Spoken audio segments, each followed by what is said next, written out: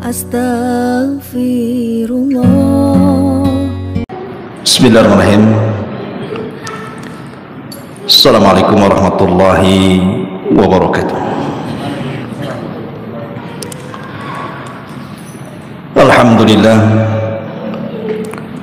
Alhamdulillahilladzi hamdan katsiran tayyiban mubarakan fihi kama yuhibbu rabbuna wa yardah. Asyhadu an la ilaha illallah wahdahu rabbi la syarika lah wa asyhadu anna Muhammadan abduhu wa rasuluhu alladzi la nabiyya ba'dah. Rabbi israh li sadri wa yassir li amri wahlul 'uqdatam min lisani yafqahu qawli, amma ba'd. Ma'asyiral muslimin wal muslimat yang dimuliakan Allah Subhanahu wa taala. Biasa malam Ahad kita mengkaji Siratul Mustafa, sejarah Nabi sallallahu alaihi wasallam. Tapi malam ini kita akan membahas satu hadis Nabi, di mana hadis ini dikeluarkan oleh Imam At-Tirmidzi dan dinyatakan hadisun hasanun sahih. Hadis ini dinyatakan hasan sahih dari sahabat Abi Hurairah radhiyallahu anhu. Qala Rasulullah sallallahu alaihi wasallam, ma yazalul bala bil mu'mini wal mu'minati fi nafsihi wa waladihi wa malihi hatta yalqallah wa ma alaihi khati'ah. Kata Nabi sallallahu alaihi wasallam, akan senantiasa ujian itu diturunkan Allah kepada seorang mukmin laki-laki ataupun perempuan, baik kepada dirinya ataupun kepada anak-anaknya ataupun kepada hartanya, sampai dia berjalan menjumpai Allah Subhanahu wa taala dan dia tidak membawa dosa sedikit pun. Hadis ini adalah hadis yang menjelaskan kepada kita tentang keutamaan sabar di atas al-bala, di atas ujian dari Allah Subhanahu wa taala. Manusia tidak lepas dari tiga kata: haznun wa ghammun wa hammun. Haznun artinya kesedihan, sedih memikirkan sesuatu yang sudah berlalu. Entah yang lalu-lalu kita pernah sukses kemudian hilang kesuksesannya, entah dulunya punya orang-orang yang dicintai kemudian sudah pergi meninggalkannya, entah dulu dia pernah kaya kemudian dia miskin, teringat masa lalu. Haznun, sedih jadinya, terpikir terus. Yang kedua ghammun, susah menghadapi sesuatu yang sedang berlaku. Susah karena mungkin karena ekonomi, karena kesehatan,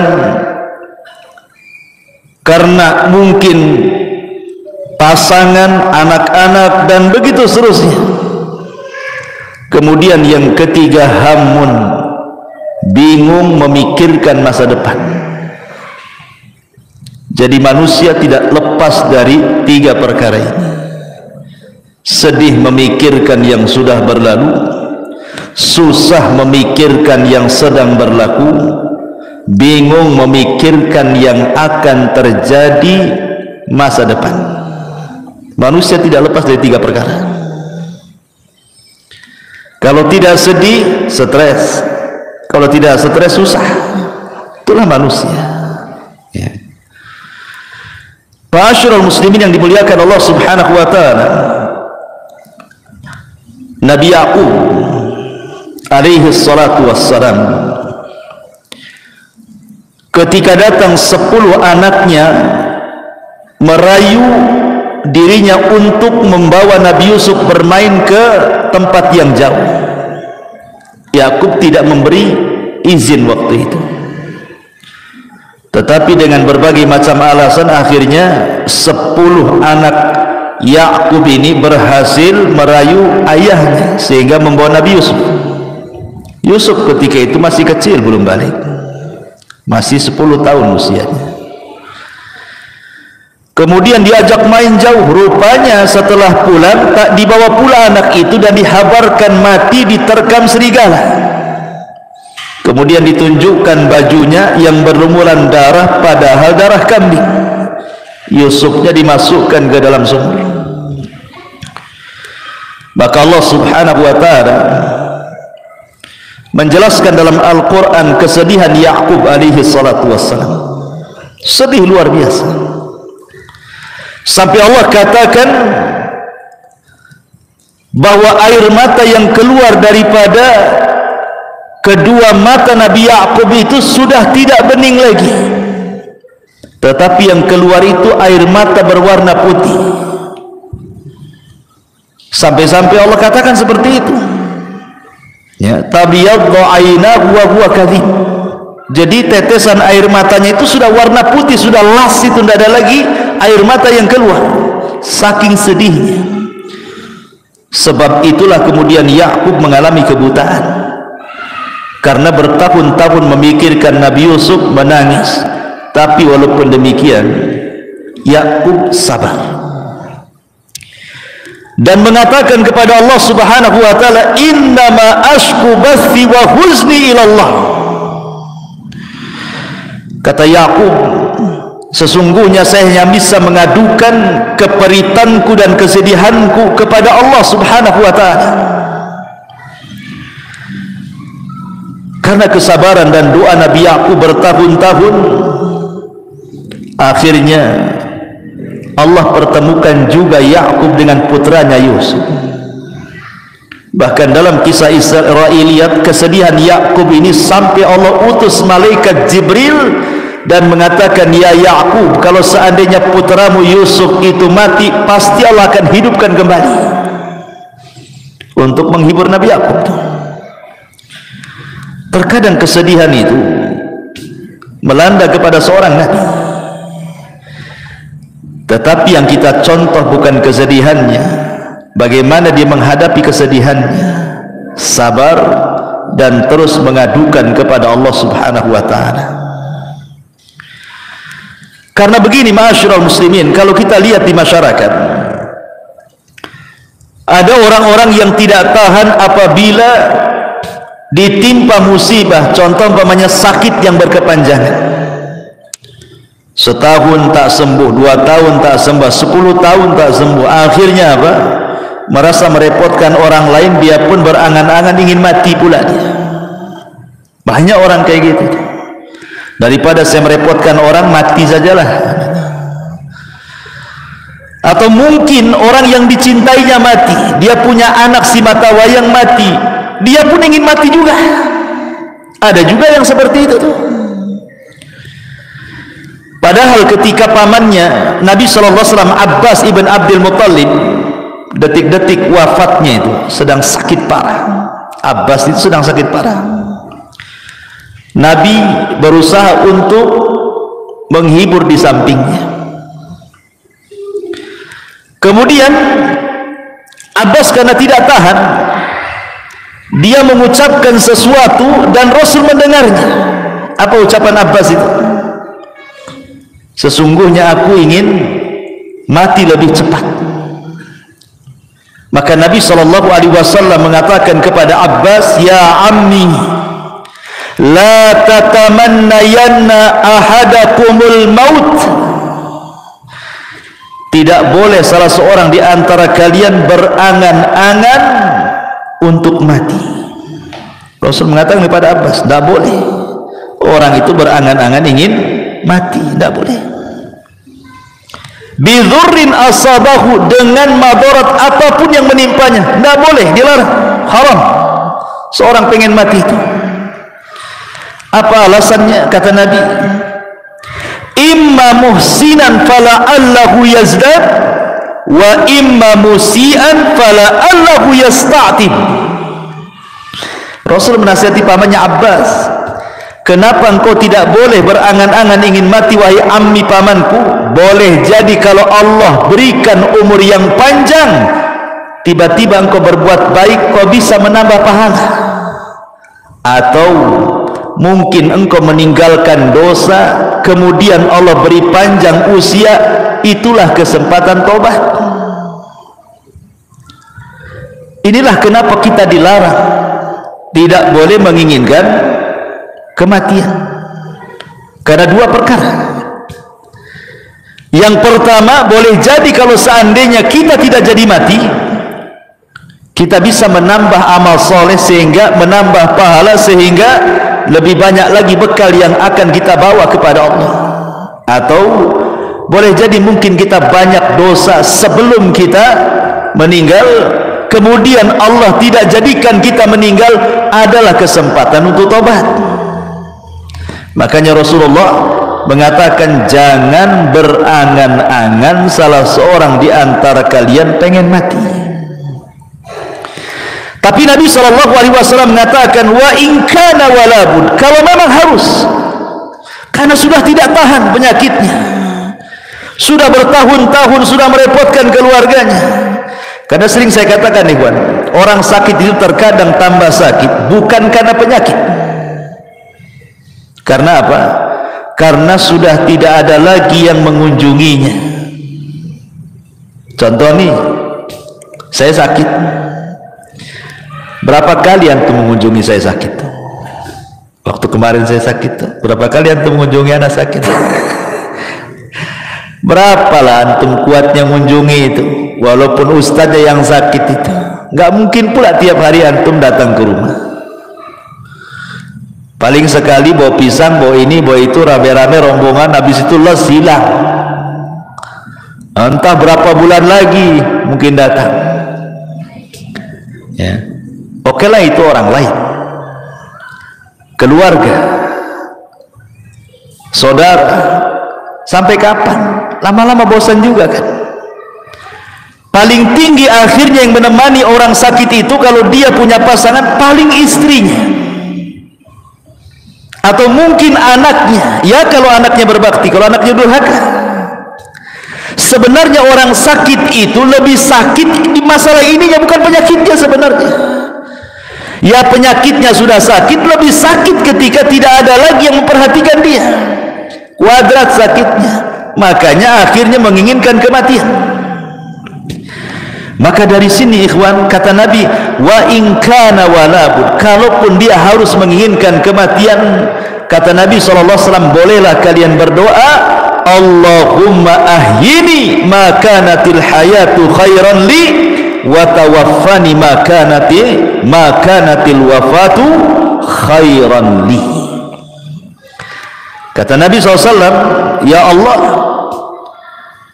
hidupkan aku, sembuhkan aku kalau memang kesembuhanku, kehidupanku lebih baik bagiku. Tetapi wafatkan aku kalau memang wafatnya diriku dan kematianku ini lebih baik dibandingkan aku hidup. Itu kalau harus berangan-angan kematian, seperti inilah doanya.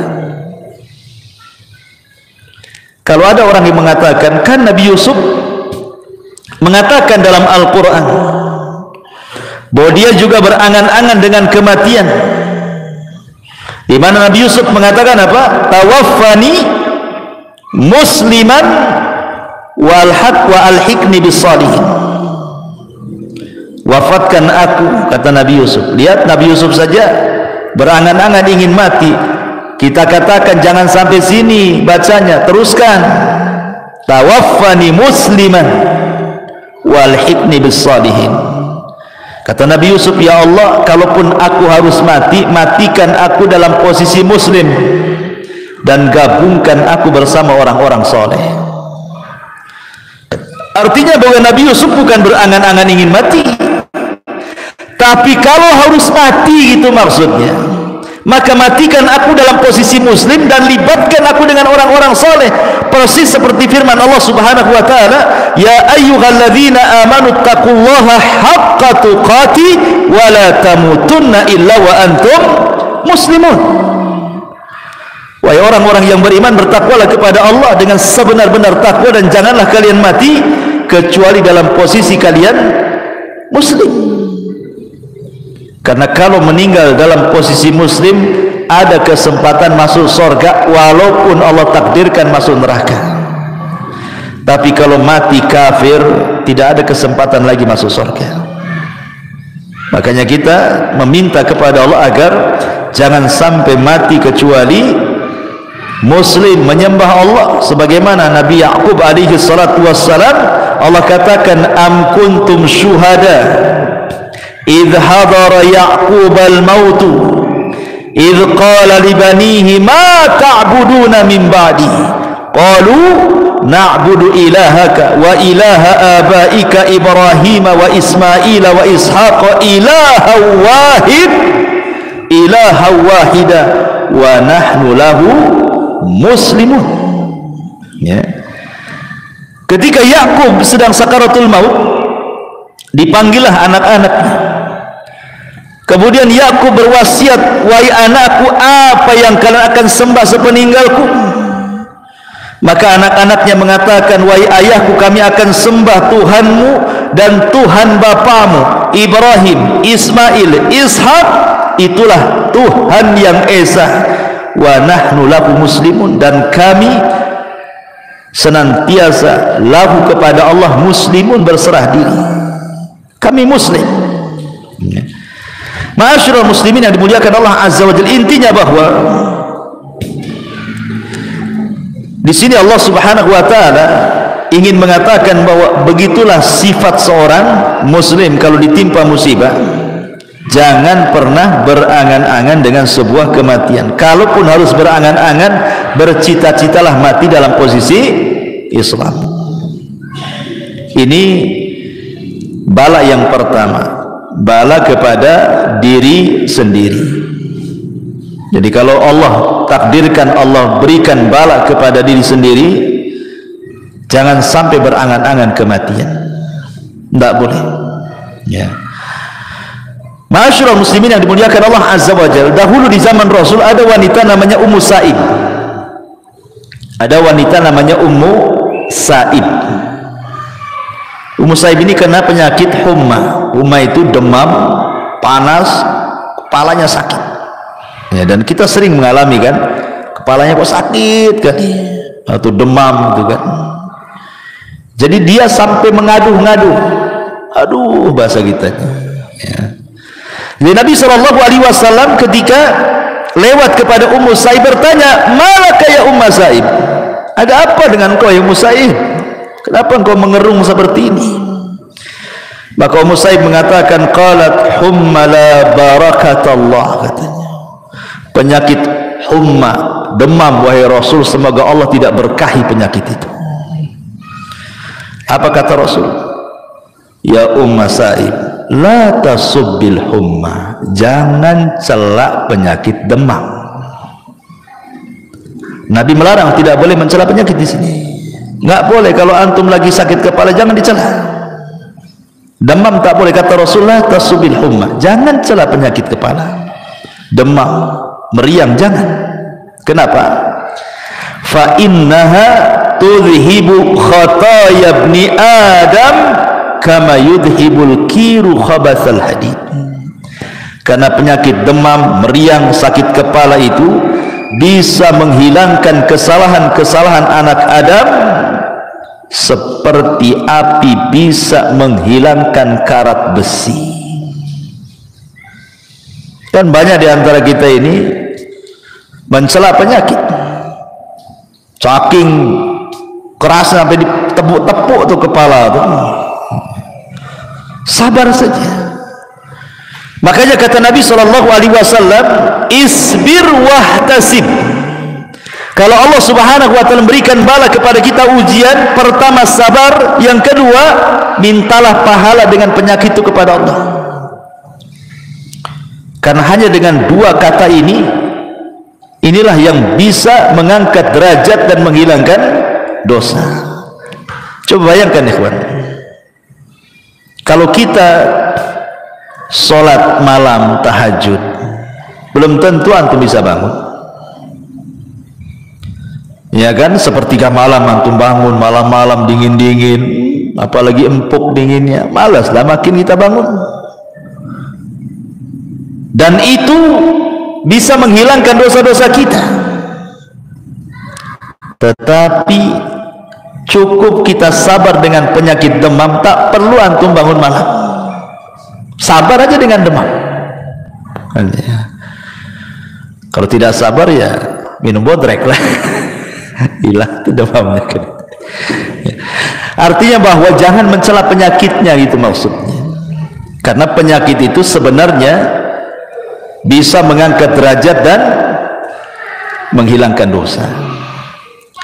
Ini yang pertama. Tetapi ada satu kaidah sebelum saya lanjut. Kata para ulama, kullu murrin saufa yamurru liya'tiya ba'dahu bil yusri yasurru. Apa kata orang Arab? Kullu murrin saufa yamurru liya'tiya ba'dahu bil yusri alladhi yasurru.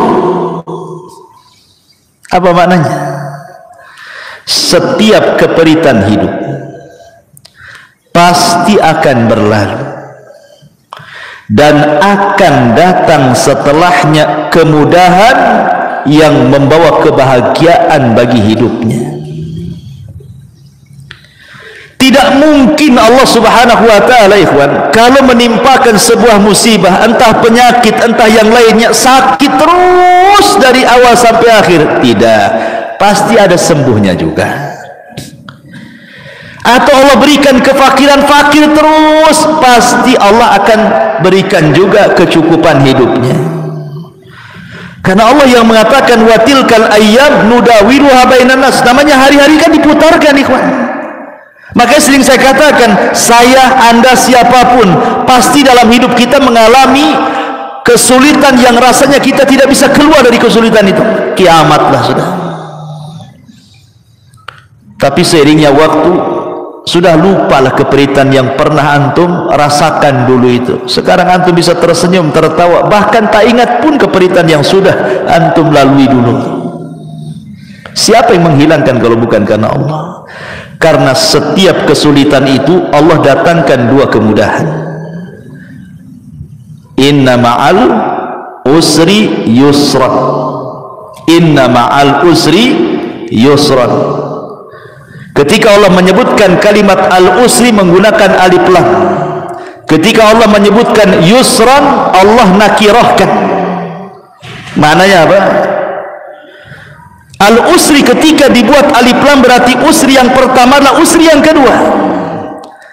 Tetapi ketika Allah mengatakan yusran menggunakan nakirah, menggunakan tanwin tanpa alif lam, nakirah itu tufidul umum, berarti kemudahan yang pertama bukan kemudahan yang kedua. Kesulitan yang pertama adalah kesulitan yang kedua. Maknanya setiap kesulitan Allah datangkan dua kemudahan, tiga kemudahan, empat kemudahan, dan begitu seterusnya.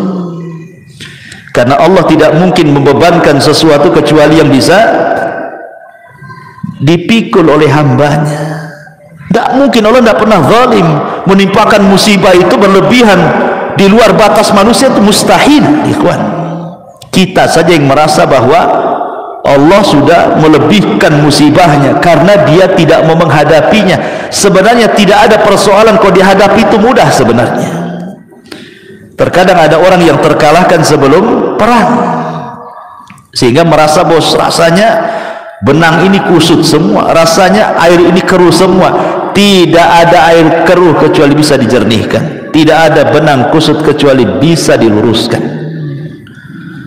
Karena Allah yang membuat masalah, Allah yang mengangkatnya. Minta kepada Allah ya. Kemudian yang kedua,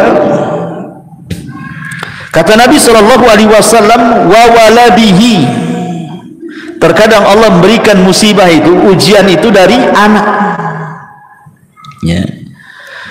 Seperti umpamanya di zaman Nabi SAW ada seorang sahabat bawa anak kecil, ya usianya 5 tahun 6 tahun, lucu-lucunya digendong bapaknya, hadir di majelis Nabi. Jadi terkadang dicium-cium lah anaknya, kayak kita lah bawa anak kecil kan, kadang lari sana kemudian nempel lagi, kita cium lagi, sedang ngaji, namanya anak-anak kan begitu. Jadi Nabi heran, kata Nabi SAW, atuhibbuhu ya fulan, kau suka ya, kau cinta dengan anak? Maka orang ini mengatakan, ya Rasulullah, ahabbaqallahu kama uhibbuhu. Sebagaimana Allah fitrahkan kepadaku, aku mencintai engkau, begitulah kecintaanku kepada anakku ini. Setelah beberapa hari, orang yang bawa anak, yang mencium-cium anaknya di majelis Nabi, yang sangat mencintai anaknya sama dengan mencintai Rasul itu, nggak pernah hadir lagi. Jadi Nabi bertanyalah, mana fulan, aina fulan, mana fulan itu yang kemarin bawa anak itu, kok nggak pernah hadir lagi, kemana dia? Akhirnya dicari-cari berita, rupanya dia tidak hadir lagi di majelis taklim karena dia dirundung kesedihan. Anak si mata wayangnya itu yang suka dibawa di majelis taklim itu rupanya meninggal dunia. Sedihlah dia, nggak tahan dengan kesedihannya sehingga tidak sanggup melangkahkan kaki ke majelis Nabi. Akhirnya kemudian Nabi SAW datang ke rumahnya, berusaha menghibur, takziah. Kemudian kata Nabi SAW, ya fulan, bagaimana kalau Allah berikan dua pilihan kepadamu? Allah hidupkan anakmu, wa tumatti' bihi, dan engkau bersenang-senang dengan anakmu di dunia, atau kata Nabi SAW, atau anta'tiya baban min abwabil jannah illa wajadtahu yantadiruka, atau yang kedua, engkau dapati anakmu yang sudah meninggal, tiba-tiba dia berdiri di pintu sorga dan dia sedang menunggumu. Milih mana? Milih Allah hidupkan kembali anakmu, engkau bersenang-senang sebatas di dunia dan di akhirat kau tidak dapat apa-apa, ataukah anakmu kau ikhlaskan dia meninggal, kau sabar, mintalah pahala, tapi nanti dia akan berdiri di pintu sorga, akan menunggu dirimu dan akan menarik kamu ke dalam sorga. Milih mana? Kata Rasulullah. Akhirnya anak muda ini mengatakan, ya tentu memilih anakku berada di pintu sorga. Hilang kesedihannya. Makanya suatu ketika Allah Subhanahu wa ta'ala dalam hadis qudsi bertanya kepada para malaikat pencabut nyawa. Allah Subhanahu wa ta'ala mengatakan kepada para malaikat itu, aqabadtum walada abdi, hei malaikat-malaikatku, apakah engkau sudah mencabut nyawa anak dari hambaku? Kata malaikat pencabut nyawa, na'am ya Rasul, tentu wahai na'am ya Rabb, tentu ya Rabb. Maka Allah mengatakan, aqabadtum thamrata fuadi, apakah yang kau cabut itu anak si mata wayang dia yang dia sangat mencintainya? Maka malaikat ini mengatakan, na'am ya Rabb, iya wahai Rabb.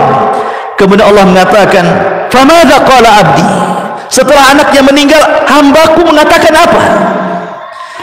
Maka malaikat ini mengatakan, hambamu mengatakan hamidaka wastarja, dia pun mengatakan alhamdulillah, inna lillahi wa inna ilaihi rajiun.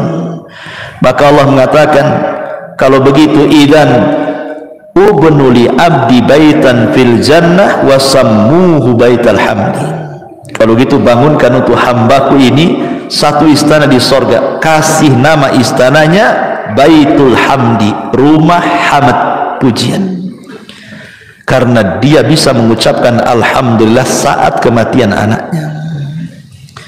Ucapan alhamdulillah bukan karena mensyukuri kematian, Bukan itu maksudnya.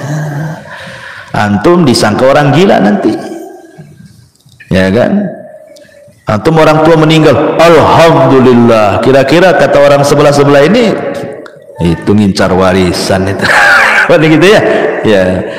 Bukan, pemahaman yang mengucapkan alhamdulillah itu maksudnya kita masih bersyukur ada nikmat yang tersisa, bukan dipikirkan musibah yang berlalu. Persis seperti perkataan siapa? Urwah ibn Zubair. Saat diamputasi kakinya, Urwah bin Zubair ini mungkin kena penyakit diabetes lah, mungkin kalau zaman sekarang kan harus diamputasi kakinya.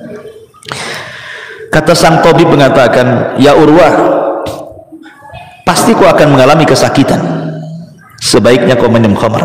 Di zaman itu tidak ada biusnya minum khamr untuk mengurangi sakit, biar mabuk, biar pusing, baru potong. Kata Urwah kepada tabib dokternya, enggak, saya enggak akan minum khamr. Coba bayangkan kalau aku minum khamr, kemudian kau potong kakiku, tiba-tiba aku mati, itu sama dengan aku mati di atas khamr, katanya.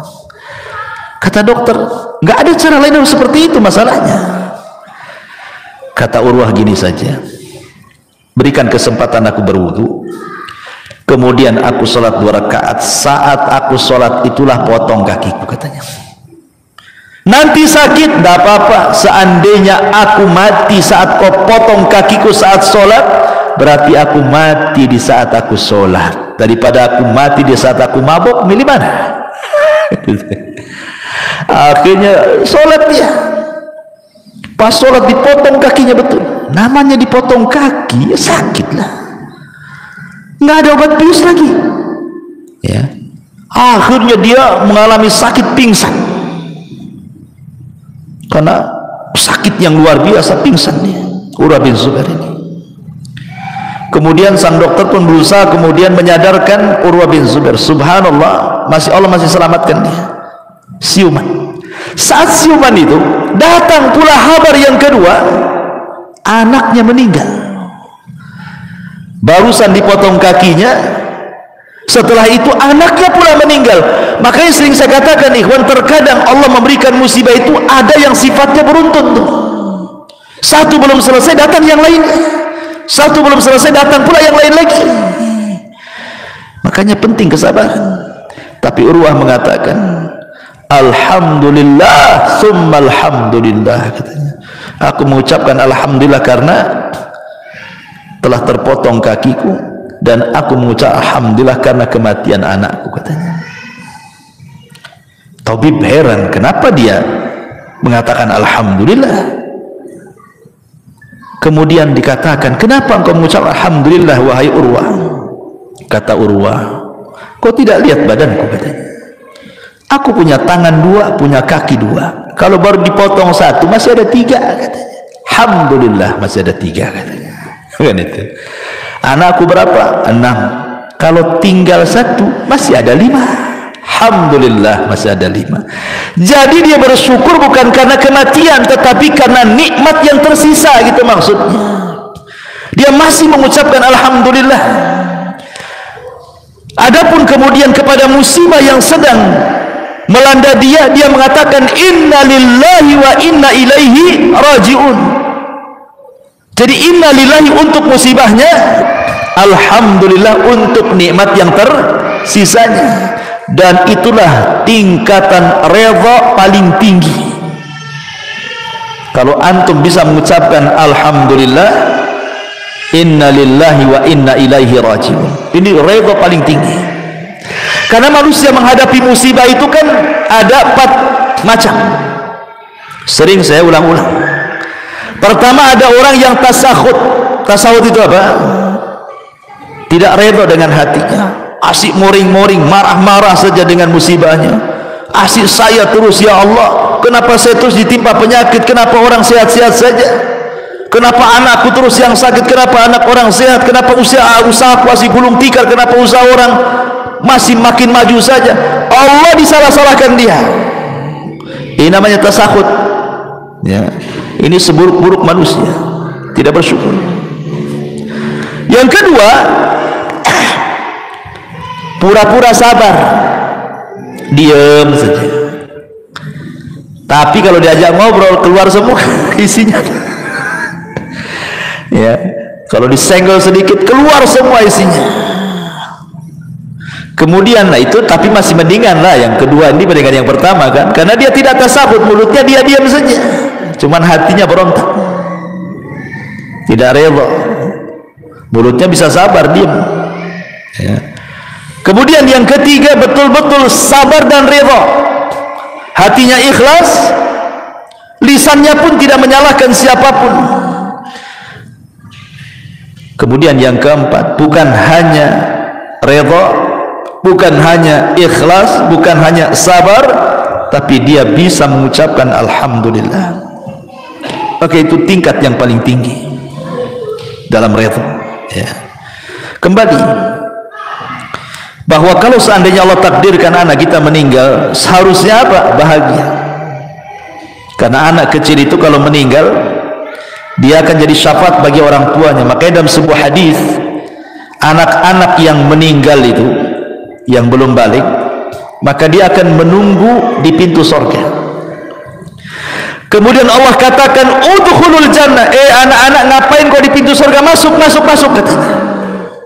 Jadi anak-anak kecil tuh banyak di pintu surga. Maksudnya anak-anak yang meninggal ketika belum balik. Tentu anak-anak orang-orang yang mukmin, yang muslim. Kalau anak kafir, kafir tidak bisa dapat syafaat. Ya. Jadi anak-anak itu di pintu-pintu surga mengatakan, udkhulul jannah, masuk kalian ke dalam surga. Tiba-tiba anak-anak itu mengatakan, la ya Rabb, hatta yadkhulu abauna wa ummahatuna. Tidak ya Rabb, sampai kami bawa bapak-bapak kami dan ibu-ibu kami. Enggak mau masuk anak-anak itu. Ya. Kemudian Allah katakan lagi seperti itu, tetap jawabannya seperti itu sampai 3 kali. Akhirnya Allah mengatakan, udkhulul jannah antum wa aba'ukum wa ummahatukum, katanya. Ya sudah, kalau gitu masuk ke surga, ajak bapak ibu masukkan sekalian, katanya. Subhanallah. Ya. Jadi Allah Subhanahu wa taala kalau takdirkan ada ujian kepada anak kita meninggal dunia, maka sabarlah dan ihtisablah mengharap pahala Allah. Bukankah Nabi SAW diuji juga kan, anaknya meninggal kan? Qasim meninggal di waktu bayi, Abdullah meninggal di waktu bayi, Ibrahim pula meninggal di waktu bayi. Tiga-tiganya putra Nabi meninggal di waktu bayi. Kemudian yang terakhir, kata Nabi SAW, ujian kepada diri, ujian kepada anak, ujian kepada harta. Terkadang ada orang itu diuji dengan kefakiran, hartanya diludeskan, fakir dia. Dan ini juga terkadang membuat stres manusia kan. Jangankan lagi orang memang nggak pernah kaya, orang kaya fakir saja kepikiran. Tetapi di sini dari sisi akidahnya, ikhwan, sebelum saya jelaskan yang ketiga, ada sisi akidah yang penting. Ada di antara manusia ketika diberikan ujian yang berat oleh Allah Azza wa Jalla tidak sabar, akhirnya kemudian apa? Mengadu nasib. Kemana? Ke dukun. Ada orang tidak tahan sakit karena sudah lama sakit. Kemudian adalah bisikan dari tetangganya, oh datanglah ke itu paranormal anu tuh, itu bisa nyembuhkan loh, udah banyak terbukti. Setan datang. Akhirnya menggoda, walaupun di awalnya muwahhid pun tergoda juga. Karena nggak tahan sakit, gak apalah, bawalah ke dukun, yang penting sembuh. Nah, itu kan banyak yang seperti itu. Karena kalau orang sudah sakit parah, sudah merasa menyusahkan orang, dia akan berusaha mencari jalan apapun caranya. Karena biasanya orang yang sakit seperti ini, setan lebih dekat dibandingkan malaikat. Ataupun orang-orang yang bangkrut usahanya, orang-orang yang gulung tikar, orang-orang yang miskin, orang-orang yang lemah iman, mereka mengadu nasib kepada siapa? Datang ke paranormal. Ikhwan, sering saya katakan, manusia itu punya alam sendiri, jin dan syaitan punya alam sendiri, binatang punya alam sendiri. Kita tahu bahwa dukun itu kerjasama dengan alam jin. alam syaitan. Ya. Dan tidak ketemu alam-alam ini. Antara alam jin, alam manusia dengan alam binatang itu nggak akan ketemu. Bagaimanapun antum lintas alam nggak akan ketemu. Contoh, kita lihat di YouTube ada harimau nerkam kijang. Karena itu mangsanya, makanannya langsung dikoyak dimakan. Antum mau lintas hewan, beli ayam di pasar, nggak digoreng, langsung dimakan mentah-mentah. Bisa antum kayak gitu? Beda. Memang binatang seperti itu. Antum nggak mungkin lintas binatang niru-niru kan? Ya. Sebagaimana binatang punya alam sendiri, memang dia caranya begitu makannya. Kita beda lah. Nggak bisa kita harus rajang bawang dulu, bawang merah, bawang putih, bawang apa, jadilah dia gulai, jadi tengkleng, jadi macam-macam ya kan. Beda ya. Karena harimau pun dikasih tengkleng belum tentu mau, apalagi banyak mericanya di situ, bersin-bersin dia ya. Karena beda alamnya. Makanan kita nggak mau juga binatang itu makan, sebagaimana kita juga nggak mau niru binatang kan. Artinya alam mereka berbeda, alam kita sendiri, alam jin juga berbeda. Kenapa jin itu disebut jin? Karena jin itu tidak nampak, maka disebut jin. Kenapa tidak nampak? Supaya kita jangan ada komunikasi. Kenapa tidak boleh berkomunikasi? Karena tidak akan nyambung dengan kehidupan mereka. Lah, yang ingin saya katakan bahwa kita ini hidup di alam nyata. Maka yang nyata-nyata sajalah di depan kita. Kalau depan kita ada kangkung, makan tuh kangkung. Kalau depan kita ada tempe, makan tuh tempe. Kalau ada lalapan, makan tuh lalapan. Kalau memang di hadapan kita ini supir ojek, ya sudah jadi supir ojek. Kalau anda supir taksi, jadilah supir taksi. Kalau anda tukang bangunan, jadi tukang bangunan. Yang real saja lah gitu. Jangan menghayal. Karena orang yang datang ke dukun itu orang-orang yang menghayal sebenarnya. Karena itu menghayal orang itu. Dia ingin jadi manajer instan bahasanya itu. Tolong Pak Dukun, mantra-mantra si bos itu supaya saya bisa jadi manajer. Mereka dukun itu beda dengan dokter Ikhwan. Kalau dokter gini, gimana dok bisa? Oh kayaknya saya tidak bisa. Kayaknya antum harus dirujuk ke dokter ini. Datanglah ke dokter ini, ke dokter ini. Oh nampaknya penyakitmu parah, saya tidak bisa nih. Rujuk ke dokter sana. Itu dokter. Kalau dukun tak ada. Kata dukun ini, oh saya tak bisa, saya rujuk kok ke dukun sana. Nggak ada. Dukun itu semua mengatakan bisa. Nggak ada dukun tak bilang tak bisa. Dukun mana yang tak bilang tak bisa itu? Semua dukun bisa. Semua dukun pasti bilang bisa. Nggak akan bilang nggak bisa. Karena dukun itu penipu, makanya dia jawabannya pasti bisa, nggak akan bilang nggak bisa. Kalau dokter itu nggak ada yang menipu, memang sesuai dengan bilang dia, namanya nggak tahu ya nggak tahu, nggak mungkin dia malpraktek. Tapi dukun itu dari awal sampai akhir memang malpraktek mereka itu, nggak ada prakteknya, semuanya malpraktek. Makanya jawabannya bisa, nggak ada rujukan tuh. Kenapa? Karena dukun satu dengan yang lainnya saingan. Nggak mungkin kalau dia rujukan maknanya melemahkan bahwa dia dukun tidak sakti. Nggak ada lagi orang datang ke dia jadinya kan. Itu sama dengan merendahkan dia. Makanya nggak ada ceritanya dukun ngasih rujukan tuh nggak ada. Makanya saya katakan kita hidup di alam nyata yang real sajalah. Kalau anda ingin jadi manajer, bekerja sungguh-sungguh, kuliah lagi, ambil pendidikan, jujur, tekuni. Kalau Allah takdirkan jadi. Bukankah Allah suka dengan orang yang bekerja dan menekuni pekerjaannya? Sampai Aisyah radhiyallahu mengatakan, kana Nabi sallallahu alaihi wasallam idza amila amalan atqanahu. Rasul itu kalau mengamalkan sesuatu, dia akan mungkinkan tuh amalan itu. Makanya usaha apapun kalau ditekuni pasti sukses. Tapi kalau mencra nggak akan sukses. Bosan di sini pindah ke sini, bosan di sini pindah ke sini. Sampai kapan? Artinya Allah itu suka itu memandang hambanya yang kerja keras, ditelateni, jadi nanti itu. Tapi orang-orang yang ke dukun ini maunya instan, secara instan jadi manajernya. Sesuatu yang instan itu pasti menyesal. Berapa banyak orang yang datang ke dukun menyesal, sudah bayar 100 juta dukunnya kabur, sudah datang 100 juta tadi kabul-kabulkan, katanya syaratnya besar, kurang syaratnya lagi. Betapa banyak orang yang sudah habis duitnya, mati pula, syaratnya terlalu besar. Seperti pernah ada syarat dukun ngerendam di kali 3 hari, mati akhirnya. Memang suruh mati sama dukunnya. Ya, bayangkan ya. Jadi saya katakan bahwa kalau ada musibah tidak perlu datang ke dukun. Apa yang datang ke dukun? Dukun itu penghayal semuanya. Maka hiduplah dengan kenyataan, hadapilah secara real. Kita ini punya alam sendiri, jin punya alam sendiri. Nggak perlu komunikasi dengan jin. Yang lebih parah pula minta nikah dengan wanita jin, makin bingunglah kita. Secantik-cantiknya jin itu jelek. Seorang syekh pernah meruqyah, rupanya yang masuk ke tubuh orang yang kesurupan ini jin yang paling cantik di kabilahnya.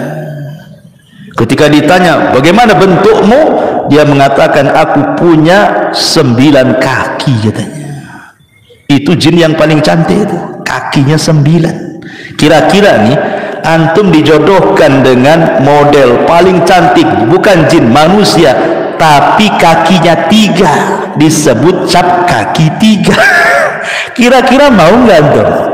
Ini nih betul-betul model cantik tapi kaki 3. Saya kira mikir antum, walaupun cantik, apalagi jin, kalau kakinya sudah 9 bukan manusia, gurita itu namanya.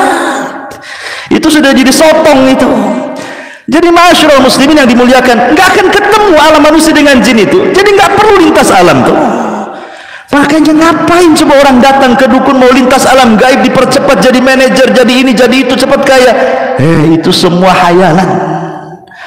Makanya kalau saya katakan berbicara soal masalah ujian, musibah dan begitu seterusnya, hadapilah kenyataan yang ada di depan kita. Itulah hadapi kenyataan seperti itu. Kalau memang Allah takdirkan masih miskin, berdoa, bekerja, dan begitu. Tidak perlu datang ke sana kemari. Anda miskin datang ke dukun, makin miskin lah. Karena uangnya habis sama dukun kan, itu miskin kuadrat namanya. Ya. Taib. Jadi ujian yang ketiga adalah ujian kepada harta. Ujian harta ini 2, bisa kaya bisa miskin, dua-duanya ujian. Justru kaya itu ujian lebih berat lagi karena soalannya 2, dari mana kau dapat, kemana kau belanjakan. Kalau orang miskin mau ditanya dari mana kau dapat, kemana kau belanjakan, aku tak dapat, macam mana mau belanja katanya kan, nggak bisa dia. Kalau orang kaya sibuk dua-duanya tuh, dari mana, oh ya hasil ini hasil itu, kemana kan kau tuh, 2 soalan. Makanya kalau kita bicara tentang harta, ada orang itu satu, cara carinya halal, cara membelanjakannya halal, berkahlah hartanya, karena bisa menjawab 2 soalan. Yang kedua, cara kerjanya halal, dibelanjakannya haram. Capek dia kerja 1 bulan, dia banting tulang keras, terus bekerja, keringat bercucuran, sudah gajian 1 bulan untuk berzina, untuk hura-hura, poya-poya dan begitu seterusnya. Maka dia tidak selamat dari pertanyaan yang kedua, tapi selamat dari pertanyaan yang pertama. Dari mana harta? Selamatlah antum. Kemanakan harta? Tak selamat antum.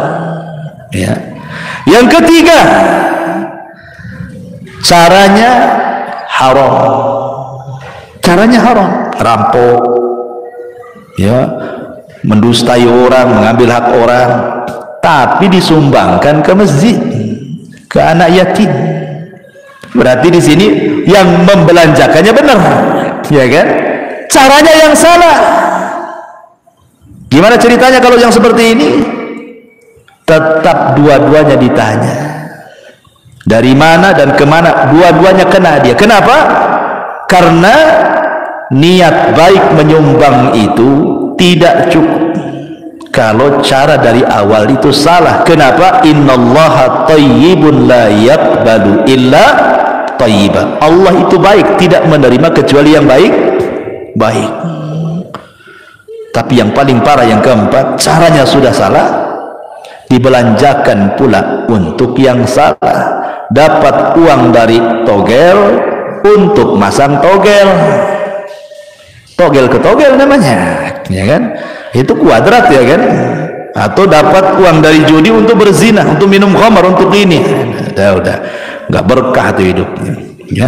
Intinya ikhwatu fillah muliakan Allah azza wajalla. Sebelum saya tutup, sudah malam juga, ada firman Allah azza wajalla surah Zuhruf ayat 32. Allah mengatakan, ahum yaqsimuna rahmata rabbik nahnu qasamna bainahum ma'isyatahum fil hayatid dunya wa rafa'na ba'dahum fawqa ba'din darajat liyattakhidha ba'duhum ba'dan sukhriyah wa rahmatu rabbika khairun mimma yajma'un. Apakah mereka yang membagi-bagi rahmat Tuhanmu? Kamilah yang menentukan penghidupan mereka dalam kehidupan dunia, dan kami telah meninggikan sebagian mereka atas sebagian yang lain. Maksudnya ada kaya dan miskin. Untuk apa? Supaya sebagian mereka memanfaatkan sebagian yang lainnya. Kalau semua kaya, siapa yang mau bekerja? Orang kaya tak mau bekerja. Kalau semua miskin, tak ada yang mau bekerja juga. Mau gajinya pakai apa? Ketika ada orang kaya, ada orang miskin, berarti saling menghajatkan. Orang miskin butuh orang kaya untuk gajinya, orang kaya butuh orang miskin, butuh tenaganya. Disitulah saling memanfaatkan. Sehingga orang kaya tidak boleh sombong dengan kekayaannya, karena Anda berhajat kepada orang fakir. Orang fakir harus tetap tawadu, tidak perlu sombong juga, karena Anda juga butuh uang dari orang kaya. Artinya bahwa kaya miskin sama saja di sini, saling berhajatkan, membutuhkan satu dengan yang lainnya. Barulah stabil kehidupan manusia itu. Karena kata Allah Subhanahu wa taala, "Lau basatallahu rizqa li ibadihi labaghaw fil ardi." Ada sebagian hamba-hamba Allah, ikhwan, kalau Allah berikan kekayaan makin kufur dia. Tapi ada sebagian hamba-hamba Allah, kalau Allah miskinkan makin kufur dia. Jadi ada orang-orang yang terus dimiskinkan oleh Allah, ada orang-orang yang terus dikayakan oleh Allah. Hikmahnya apa? Karena ada sebagian hamba Allah yang Allah cintai ini, dia kaya, kalau dibuat miskin nanti dia kufur. Ada sebagian hamba Allah yang beriman, yang mencintai Allah itu, dia miskin, sengaja Allah miskinkan. Kalau dia kaya nanti dia kufur. Karena ada kaidah, al-bala tudzakiruka minallahi khairun minan naimi tunsika minallahi azza wa jalla. Seseorang di atas ujian tapi bisa mengingatkan kita kepada Allah jauh lebih baik dibandingkan antum bergelimang dengan kenikmatan tapi melupakan Allah Subhanahu wa taala. Catat ini. Antum diberikan ujian oleh Allah, tapi dengan ujian itu mengingatkan antum kepada Allah, itu lebih baik dibandingkan antum di atas kenikmatan tetapi melupakan Allah Subhanahu wa taala. Jangan-jangan itu istidraj saja. Allah sengaja membiarkan sampai ketika antum lalai, Allah wafatkan antum tiba-tiba dan antum belum bertobat kepada Allah Subhanahu wa taala. Su'ul khatimah. Baik, saya kira ini saja. Subhanallah bihamdika, asyhadu an la ilaha illa anta astaghfiruka wa atubu ilaik. Allahu ta'ala alam. Assalamualaikum warahmatullahi wabarakatuh.